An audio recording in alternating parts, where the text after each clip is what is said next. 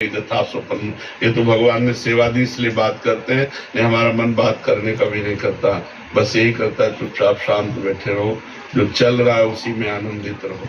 भगवान का सुमिरन करना सब शास्त्रों का सार है, और जो निरंतर चल रहा है तो फिर और कुछ जानने की जरूरत नहीं है।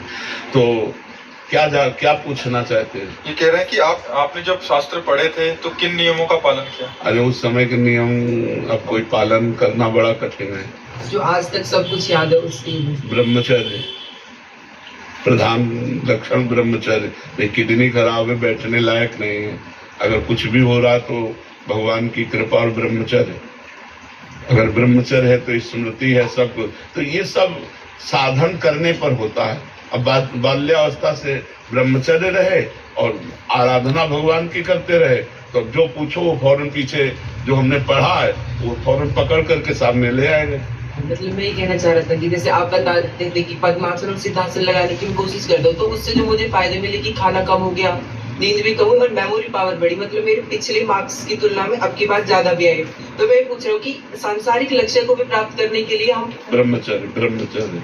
अब आप देखो, विचार शुद्ध, आचरण शुद्ध, भोजन शुद्ध, नशा न करे, ब्रह्मचर्य से ऐसे कितने बच्चे रह रहे हैं, कितने बच्चे। हॉस्टल में जाके गणित लगा लो, यहाँ बैठ करके 12 वर्ष का बच्चा कह रहा था कि हमारी गर्लफ्रेंड है, मैं हस्तमैथुन का शिकार हूँ। उनका कै साल के हो? बोले 12 साल के। अब 12 साल का बच्चा की गर्लफ्रेंड और हस्तमैथुन का शिकार, यही बोला था। अब आप विचार करो, 12 वर्ष ये कोई काम वाली अवस्था है? 20-22 वर्ष तक ब्रह्मचर्य रहो, इसके बाद माता पिता की अनुमति से धर्मयुक्त ब्याह करो और फिर गृहस्थी में जाओ, तब तो बात समझ में आवे।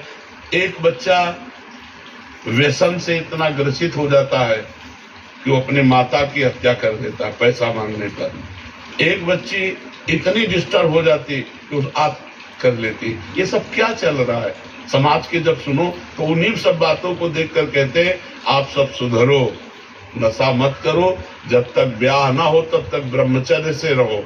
मित्रता करना पाप नहीं है, व्यभिचार करना पाप है। दोस्त बनाना पाप नहीं है, लेकिन दोस्ती में गंदगी लाना पाप है। ऐसी दोस्ती मत करो, ये दोस्ती तुम्हारे जीवन के लिए घातक होगी, तुम्हारे लिए हानिकारक होगी।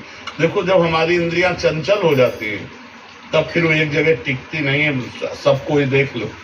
तो आप लोग आए हो संत समागम के लिए, तो गंदगी छोड़ो, बुरे आचरण छोड़ो। इनमें कभी शांति नहीं है, इनमें कभी सुख नहीं है। वो तात्कालिक अनुभव होता है, परिणाम उनका बड़ा हानिकारक भयानक होता है। इसलिए अच्छे बच्चे बनो, अच्छे गृहस्थ बनो, अच्छे समाज सेवी बनो, जिस